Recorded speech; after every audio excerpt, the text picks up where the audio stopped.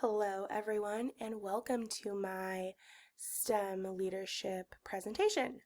My name is Jenna, and here we go. There we go. Um, so, so the role of STEM, the role of a STEM leader in my context is maybe a little bit different than most of you. I am an IA, or as some of you may know it as an EA, in a fifth grade classroom.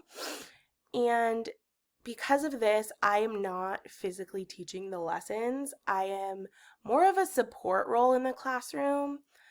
With that being said, I do feel like I have a really supportive school and that there are really great opportunities for me to still take on some leadership roles in STEM, even though I may not necessarily be a classroom teacher. So, one of those first opportunities is to create an after school STEM club for fourth and fifth grade students. This is something that we have been talking about at my school for a while, but once COVID hit, it kind of got swept under the rug because we were just in survival mode.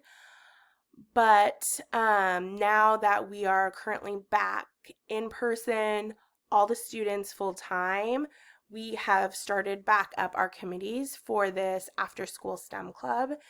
And we have hopes, depending on how COVID goes, so knock on wood, that we are going to be able to start with this soon. Within this club, we really wanted it to be an inclusive environment. I'm really passionate about getting young girls interested in STEM, and I had this grand idea to have just a girls in STEM club, but I do really see the importance of making this an inclusive space for everyone. So while girls make up a very underrepresented group of people in the STEM fields, I do feel the importance for this club to be inclusive and to have not only girls but boys, and to have all those different perspectives within it. Plus, I think this is a really great learning opportunity for boys to also be educated about how there is a significant gender gap in STEM fields. Um, so yeah. Oops. I'm gonna pause. Sorry. I'm gonna pause it. Okay, sorry about that. I couldn't see the screen because I was presenting it. Anyways, we're just going to keep it like this. So, my next leadership role would be volunteering at a summer community STEM program for elementary school kids. This is something that my friend has done for numerous summers and something I was actually going to do last summer, but of course COVID hit, so we weren't able to do it. But as long as cases kind of stay where they are and we're finding more and more out about COVID and what we can and can't do. We're really hopeful that we'll be able to implement this summer program again this summer. What's really neat about this program is that it is more community-wide and not just school-wide. So it's kind of broadening that leadership role for me. And then also it's great for students because it doesn't matter what school you're at, as long as you're within this community, you're able to join.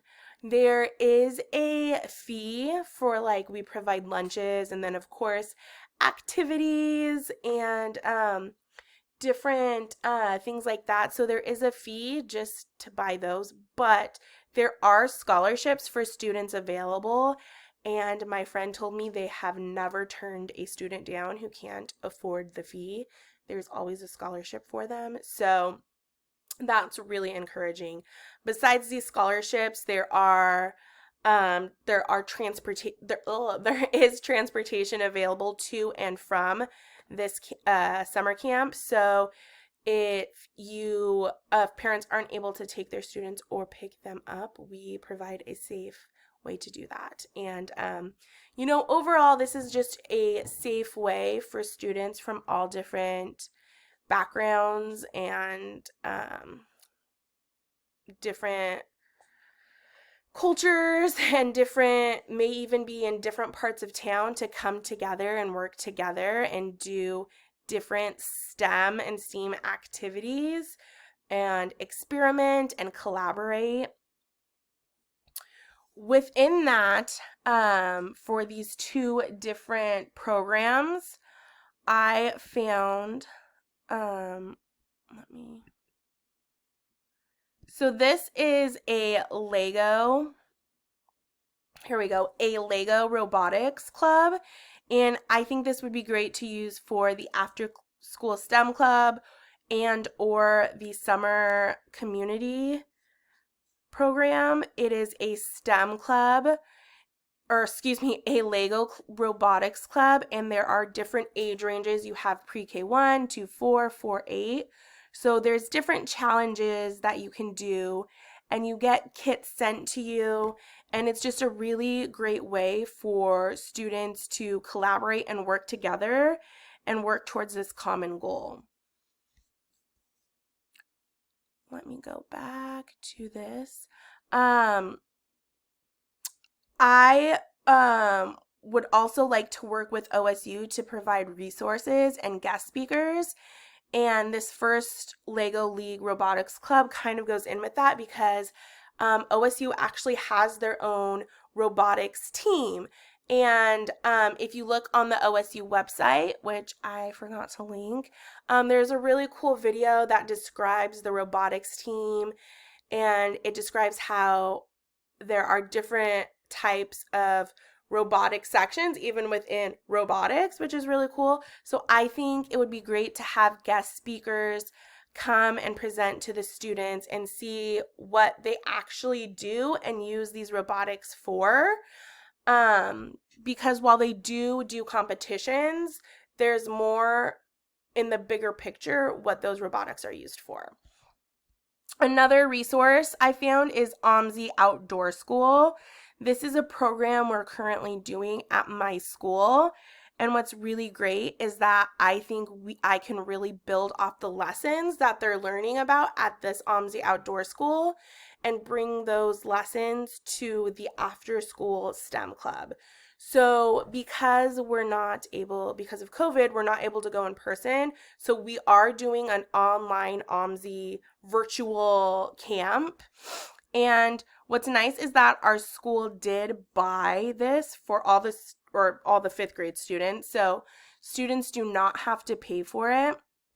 But we got sent kits for each student, so they have all the supplies, and then each week there are weekly objectives and goals that students do.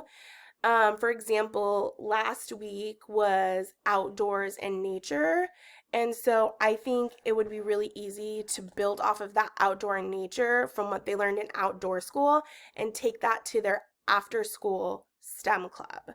So this is another great resource, even if you're not thinking of a club, if you just want to do it for your school and your classroom teacher. This just kind of explains a little bit about it. Once you actually register and sign up for the program, it explains more, but you have to register. But this is just like the main page. So let's go back and go to our next slide. So some responsibilities and qualifications I will need for my role. While I don't foresee any qualifications at the moment, besides just being like knowledgeable about the subject, some responsibilities that I came up with are researching and applying for grants. I think there are some really great resources out there that are readily available and don't cost.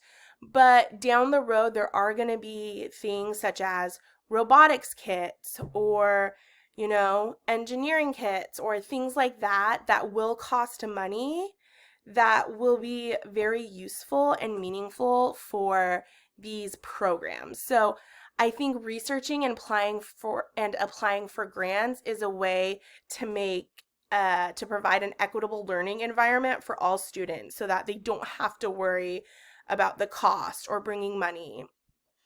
Another responsibility would be developing curriculum and lesson plans. While I am not necessarily teaching, I will be teaching. So there's not a set STEM curriculum or lesson plans for these programs.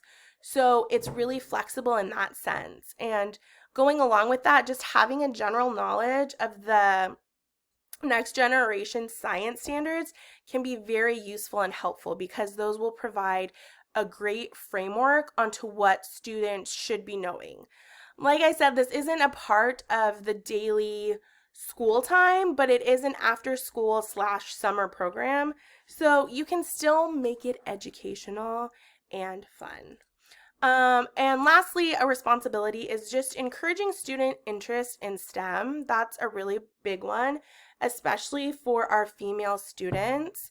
And I found this really great link. If it'll work. This is the Awesome Club at OSU, Advocates for Women in Science, Engineering, and Math.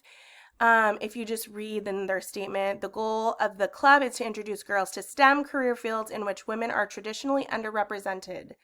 We also seek to change the stereotypical perception that scientists and engineers are male and reinforce that STEM is accessible and open to everyone. So just that mission statement alone is just so powerful, and I think it'll be really powerful for the girls in this club to see.